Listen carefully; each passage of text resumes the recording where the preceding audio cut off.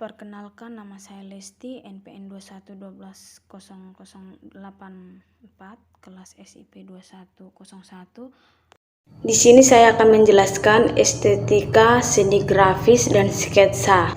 Kata estetika berasal dari kata Yunani aesthesis yang berarti perasaan, selera, perasaan, atau taste. Secara sederhana, estetika adalah ilmu yang membahas keindahan, bagaimana ia bisa terbentuk, dan bagaimana seseorang bisa merasakannya. Teori estetika terbagi menjadi dua macam, yaitu teori objektif dan teori subjektif. Yang pertama, teori subjektif, teori yang menyatakan bahwa adanya nilai keindahan hanya tanggapan perasaan orang yang melihat karya tersebut. Teori ini hanya berdasarkan naluri saja untuk menyatakan indah tanpa penjelasan tentang ciri-ciri keindahan dari benda yang dilihatnya. Teori ini diyakini oleh Henry Hume, Lord Ashley, dan Edmund Burke.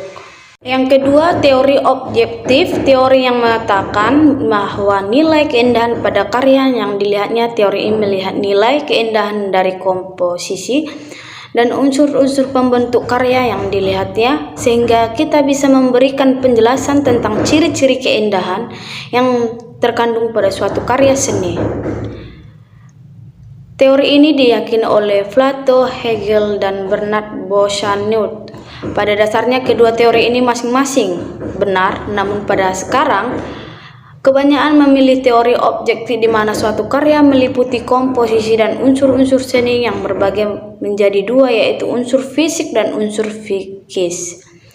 Unsur fisik atau visual yaitu unsur yang dapat dipahami secara visual seperti garis, bentuk, tekstur, nada atau gelap terang, dan warna.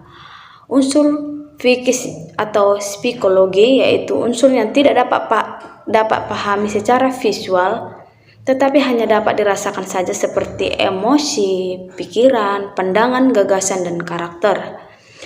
Dalam pembentuk komposisi estetis ada 5 unsur penting, yaitu 1. Garis. Garis merupakan unsur seni rupa yang paling utama karena dengan garis kita dapat membuat karya di matra atau trimatra. Berdasarkan wujudnya, karakternya, garis-garis dibagi menjadi 2, yaitu garis nyata dan garis khayal. Garis nyata yaitu garis yang sifatnya mudah diamati, hasil goresan langsung. Bentuknya bermacam-macam dan mempunyai karakter tersendiri, misalnya garis vertikal berkesan agung atau statis, garis horizontal berkesan seimbang. Garis khayal yaitu garis yang sifatnya imajinatif yang timbul karena adanya kesan batas, kontur, bidang ruang, warna atau nada. Yang kedua, bidang. Unsur bidang dalam seni rupa adalah perkembangan dari penampilan garis, yaitu perpaduan garis-garis dalam kondisi tertentu. Bidang dapat diamati secara visual pada tiap benda alam dan pada seni rupa. Dalam hal ini dibedakan antara bidang alamiah dan bidang yang dicipta, sengaja maupun tidak sengaja. Contoh, bidang alamiah adalah bidang lapangan atau taman, bidang sawah, bidang langit, bidang laut. Contohnya bidang yang dicipta adalah bidang lukisan, bidang segitiga, bidang lingkaran. Yang nomor 3, bentuk. Bentuk merupakan suatu bidang yang ada karena dibatasi oleh sebuah kontur atau garis dan atau dibatasi oleh warna yang berbeda atau oleh perbedaan dalam pencahayaan, gelap terang, arsiran, atau disebabkan adanya tekstur tertentu. Dalam sebuah karya seni rupa, bentuk diciptakan sesuai kebutuhan, yaitu bentuk yang dicipta sesuai dengan nilai kegunaan, functional form, dan dibentuk dicipta sebagai ungkapan bentuk ekspresi seperti lukisan dan patung. Nomor 4, tekstur. Tekstur ialah sifat permukaan luar dari suatu benda, misalnya kasar, halus, licin, atau kusam. Struktur berdasarkan penampilannya dibedakan. Yang pertama, struktur asli, yaitu struktur bawaan secara alami yang dapat kita rasakan dengan cara dilihat dan diraba, misalnya struktur batu, kayu, tanah, dan lain-lain. Yang kedua, struktur buatan, yaitu struktur hasil ciptaan manusia yang dapat menampilkan kesan tertentu pada si pengamat. Bisa dibuat dengan cara digambar, dilebur, digores, digosok, atau dipercikan bahan. Nomor 5, gelap terang atau nada. Dalam karya seni rupa dua dimensi, nada terjadi akibat adanya perbedaan intensitas cahaya yang jatuh pada permukaan benda. Kesan nada ini dapat dicapai dengan mengolah unsur warna, misalnya dari warna terang menuju ke warna gelap dengan tingkat pada warna yang berkelainan. Sedangkan benda karya 3 dimensi kesan nada pada diperoleh dengan pengolah unsur ruang, tekstur, dan bentuk. Beberapa pengertian mengenai estetika. Estetika adalah ilmu membahas keindahan, bagaimana ia bisa berbentuk dan bagaimana seseorang bisa merasakannya. Estetika adalah cara merespon terhadap simulasi, terutama lewat pervasi indera, tetapi juga dikaitkan dengan proses kejiwaan seperti asosiasi, pemahaman, imajinasi, dan emosi. Definisi estetika adalah ilmu yang mempelajari kualitas estetik suatu benda atau karya dalam daya impuls serta pengalaman estetik maupun penghayat terhadap benda atau penghayat. Pengertian sketsa. Jika ditinjau secara etimologis, sketsa berasal dari bahasa Latin yakni kata sedios ente for yang artinya begitu saja tanpa persiapan. Tinjau tersebut semakin mempertegas bahwa sketsa adalah gambaran spontan tanpa menunjangnya dengan menjadi suatu karya yang telah diselesai. Nah, kita bisa lihat gambar tersebut yang di bawah. Sementara itu, menurut H.W. Fowler dalam ADMI 2016, sketsa adalah gambaran lukisan awal yang kasar, ringan, semata-mata garis besar ataupun belum selesai. Seringkali digunakan sebagai pencobaan atau sebagai tanda yang digunakan untuk mengingat-ingat. Dapat disimpulkan bahwa pengertian sketsa adalah gambar spontan yang kasar, sederhana, berupa garis besar yang dilakukan sebagai pencobaan awal serta persiapan untuk menjadi petunjuk untuk menyelesaikan suatu karya yang diciptakan. Sketsa menurut para ahli, beberapa ahli lain juga memiliki pandangan masing-masing yang masih menuju para zona makna yang sama dalam mengartikan sketsa. Berikut adalah beberapa pengertian sketsa menurut para ahli tersebut. Yang pertama, Vetter dan Linda Murray, sketsa adalah rancangan yang kasar dari suatu komposisi atau sebagai komposisi yang dibuat demi kepuasan pribadi, seniman, dan beberapa yakni skala, perbandingan, komposisi, penyenaran, dan sebagainya. Hal tersebut merupakan pencobaan untuk suatu karya dengan skala sesungguhnya, tetapi hal itu harus beberapa diketahui dan dikenal lewat studi. Vetter dan Linda muara dalam ADMI 2016. Menurut Osman Effendi, sketsa adalah menurut perpaduan dari melihat, merasakan, menghayati, berpikir, ekspresi, empati, serta bersikap. Effendi, sketsa adalah kepekaan dari suatu intuisi. Dalam 1978 juga menambahkan bahwa sketsa merupakan kedalaman jiwa seniman sehingga proses penginderaan yang totalitas dari seseorang terhadap suatu objek yang akan direkam. Tujuan sketsa membuat sketsa adalah menghasilkan bentuk dasar objek dengan posisi, proporsi, gelap terang, komposisi, atau kebutuhan dari karya yang sesuai dengan kebutuhan dan keinginan penciptanya, baik dalam karya seni dan desain. Melalui sketsa, kita akan mampu memperhatikan bentuk umum serta bahan pada karya yang akan diciptakan. Dalam tahap menggambar sketsa, kita juga dapat lebih mengamati bentuk-bentuk utama yang mewakili objek keseluruhan.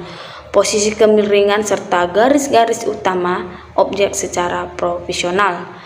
Menurut Lao Sheu 2002 halaman 8, orang yang sering sekali membuat sketsa sadar bahwa gambar akan mempengaruhi cara mereka melihat, merasakan, menghayati, berpikir, dan hal tersebut adalah faktor penting dalam efektifan kualitas karya. Fungsi sketsa utama adalah untuk memotretkan ide yang masih abstrak menjadi rancangan pendahulu dari suatu karya yang dibuat. Selanjutnya, sketsa juga dapat berfungsi sebagai ajang pencobaan dan pengembangan dari karya yang akan diciptakan. Sketsa dapat difungsikan sebagai sarana untuk mempelajari suatu bentuk, anatomi, atau komposisi dari suatu objek untuk digambar yang belum kita pahami dan kuasai. Namun demikian, sebagai salah satu bagian dari proses menggambar, sketsa juga dapat menjadi suatu karya final berupa gambar yang biasanya disebut dengan sketsa atau sketsa murni. Dengan begitu, fungsi sketsa pada tujuan seperti ini adalah menjadi gerai dari karya itu sendiri, yakni karya seni rupa berupa sketsa. Fungsi sketsa sebagai gerai karya seni rupa bergambar dengan lebih jelas. Jiwa kita mengetahui manfaat dari sketsa itu sendiri yang akan disampaikan di bawah ini. Manfaat sketsa: selain menjadi petunjuk dan gambaran umum dari suatu karya yang akan diciptakan, sketsa juga memiliki manfaat sebagai berikut. 1. Menjadi rancangan yang menjadi petunjuk dan garis besar dari karya yang akan dibuat. 2. Menjadi wahana latihan untuk menggambar dan menggoreskan alat gambar secara bebas, spontan, sehingga ide kita akan terbatasi dan tertuang dengan lancar. 3. Sebagai ajang studi bentuk, proporsi, autonomi, komposisi, dan sebagainya dalam mempelajari objek yang akan digambar, dilukis, dipatung, dan teknik penciptanya karya lainnya. 4. Sebagai media eksplorasi untuk mendapatkan ide atau gagasan yang akan dituangkan dalam karya desain maupun seni rupa, menjadi jenis atau media ekspresi dalam bentuk seni sketsa murni atau sketsa sebagai karya final, bukan hanya rancangan. Jenis gambar sketsa: melalui berbagai penelusuran pengertian tujuan, fungsi, serta manfaat sketsa, dapat disimpulkan bahwa terdapat beberapa jenis gambar sketsa, yakni sebagai berikut. 1. Sketsa rancangan. 2. Sketsa eksplorasi dan pencobaan. 3. Sketsa latihan. 4. Sketsa murni. Yang pertama, latihan menggambar sketsa yang baik. Sketsa dapat diperlakukan secara catatan harian atau brain mapping, sekaligus latihan bagi insan kreatif dalam bidang seni rupa. Oleh karena itu, langkah menggambar sketsa yang baik akan melibatkan kesiapan serta ketersediaan alat yang mudah untuk diakses, serta efisien dalam pemakaiannya, sehingga dapat mencurahkan sebagai ide sehingga ekspresi yang kita miliki kapanpun, dimanapun, ketika masih segar dan bernilai maksimal. Berikut ini adalah beberapa langkah menggambar sketsa yang baik. Yang pertama, menyediakan alat dan bahan sketsa kapanpun dan dimanapun bagi yang ingin membuat sketsa.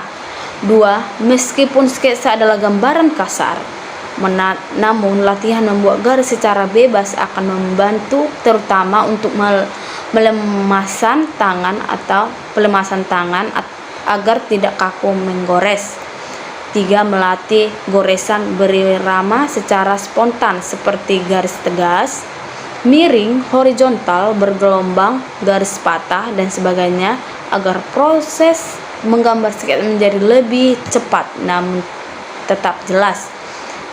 4. Dibutuhkan latihan menggores dengan garis panjang bervariasi seperti garis berubah dan tebal menjadi tipis sampai seolah-olah hilang. 5. Melatih pola garis dan dasar-dasar bentuk yang ada, yakni bentuk geometris, bulat, segitiga, ataupun segi empat. 6. Membiasakan diri dengan pola-pola dasar menjadi volumetris. 7. Mempresentasikan bentuk objek yang mempergunakan garis yang esensial atau garis sari garis, serta sedikit sapuan kaus pada tempat-tempat tertentu. pada bidang sketsa yang dianggap penting. 8. Kita juga dapat berlatih mempelajari subjek visual dengan menggambar langsung atau objek atau subjek, atau menggambar sketsa objek atau model. Cara atau langkah-langkah menggambar sketsa. Gambar sketsa cenderung membutuhkan garis yang harus dimulai dan diakhiri dengan tegas serta memiliki kaitan dengan logis dengan garis lainnya dari awal sampai akhir. Jika dua garis membentuk sudut ataupun perpotongan, kedua ujungnya harus bertemu, tidak boleh kurang atau lebih. Langkah-langkah untuk membuat garis lurus vertikal atau horizontal dalam gambar sketsa adalah sebagai berikut. 1.